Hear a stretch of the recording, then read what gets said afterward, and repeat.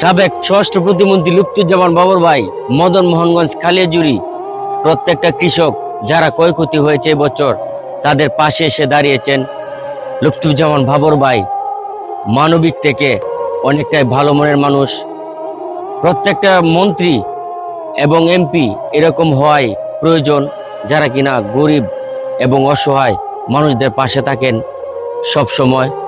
বাবর ভাইয়ের এই সুন্দর মানবিক কাজ দেখে হৃদয়টা ভরে গিয়েছে। বাবর ভাই যদি স্বরাষ্ট্র প্রতিমন্ত্রী হতে পারতো তাহলে কয়দিন পরে পরে আমাদের দেখতে হতো না মুসলমানদের লাশগুলো ইন্ডিয়া বর্ডারে। কিছুদিন পর পরেই আমাদের মুসলমান ভাইদেরকে হত্যা করে আবার আমাদেরকেই দিচ্ছে উপহার। বাংলাদেশ কিন্তু এই বিষয়ে কোনো কিছু ব্যবস্থা নিচ্ছে না। তো আপনারাই বলে যান, লুৎফুজ্জামান বাবর ভাইকে মন্ত্রিত্ব দেওয়া হলো না কেন? যদি আজকে মন্ত্রিত্ব দেওয়া হতো তাহলে কিন্তু কিছুদিন পর পরে এরকম ঘটনা আমাদের আর দেখতে হতো না।